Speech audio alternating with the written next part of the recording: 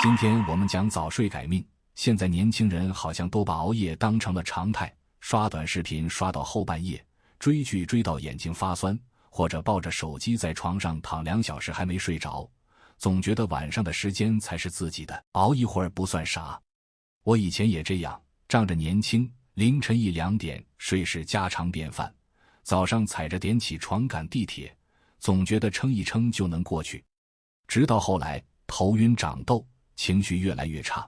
体检报告上还多了几个小箭头，才后知后觉。熬夜这事儿真的在悄悄透支我们的身体，而早睡早起才是最不花钱最管用的养生方式。可能有人觉得熬夜不就是少睡几个小时吗？补一觉不就回来了？但身体真不是充电宝，不是插电就能满血复活。我查过相关的资料，也听医生说过，熬夜伤害的是身体的根基，比如肝脏。晚上11点到凌晨3点是早上排毒的黄金时间，这时候不睡，肝脏就没法好好工作，毒素堆在身体里，时间长了，不仅脸色蜡黄、长斑长痘，还可能影响代谢。再比如心脏，熬夜会让心率加快，血压升高，长期下来，心脏负担越来越重，偶尔会觉得心慌、胸闷，其实就是身体在发出警告。我之前熬夜最明显的感受就是记忆力变差，反应变慢，明明前一天刚看过的文件，第2天就忘了重点。开会时别人说的话得反应半天才能跟上，甚至有时候拿东西都会手滑，整个人像魂不守舍一样。后来才知道，睡眠是大脑整理记忆、修复神经细胞的时间，熬夜会让大脑一直处于工作状态，根本没法休息，时间长了，认知功能自然会下降，而且熬夜还特别影响情绪。我以前熬夜后，第2天很容易暴躁，一点小事就想发火，跟熬夜家人闹矛盾，其实就是睡眠不足导致的内分泌紊乱，让情绪失控。还有免疫力，这2年大家都挺重视的，但很多人不知道，熬夜是免疫力的隐形杀手。我以前很少感冒，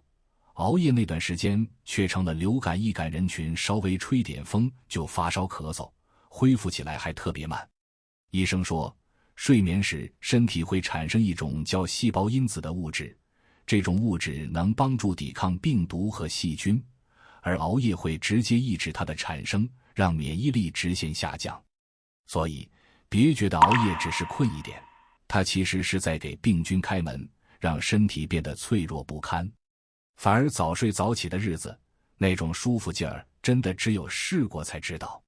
我现在尽量晚上11点前入睡，早上7点左右自然醒，不用闹钟催，醒来后也不会觉得昏昏沉沉，反而头脑清醒，浑身有劲。早上能腾出时间煮个鸡蛋，热杯牛奶，或者出去散散步，拉伸一下，不用像以前那样慌慌张张洗漱，随便买个早餐就赶地铁。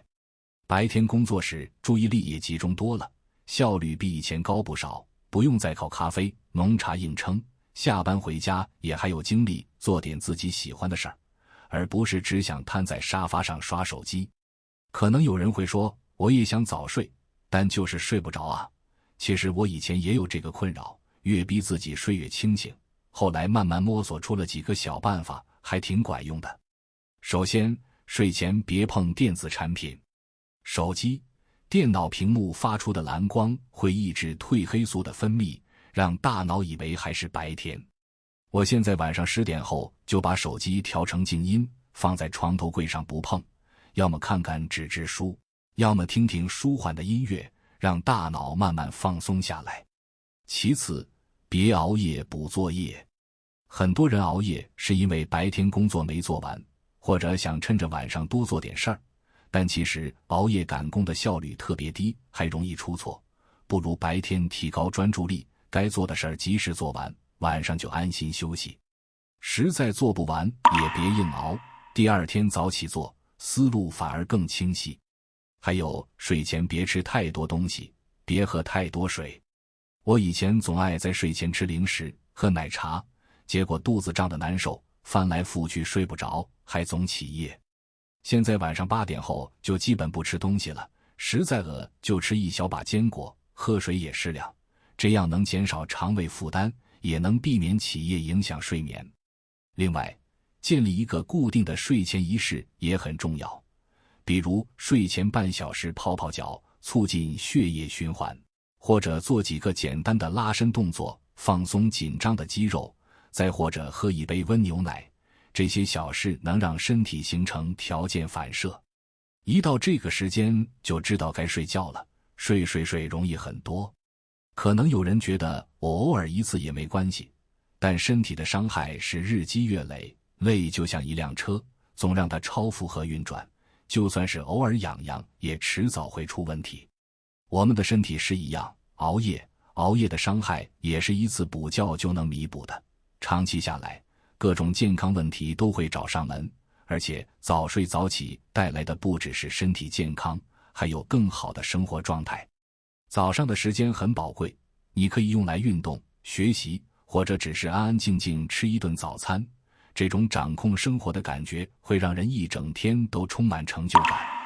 而熬夜带来的往往是第二天的疲惫、焦虑和效率低下，形成一个恶性循环。所以别再拿年轻当资本熬夜了，也别再觉得晚上的时间更宝贵。真正宝贵的是我们的身体健康。当你精力充沛的工作生活的状态，早睡早起不是一种约束，而是对自己身体的负责，是一种更健康、更可持续的生活方式。从今晚开始，试着放下手机，早点休息。也许最初会不习惯，但坚持几天，你就会发现，不用昂贵护肤品也能气色饱满，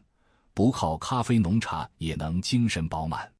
当你尝到早睡的甜头，就会明白好好睡觉是最实在的续命之道，也是对自己最好的投资。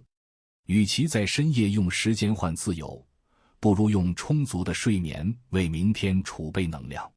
毕竟只有休息好了，我们才能更好地享受属于自己的每一刻。好了，我们下期见。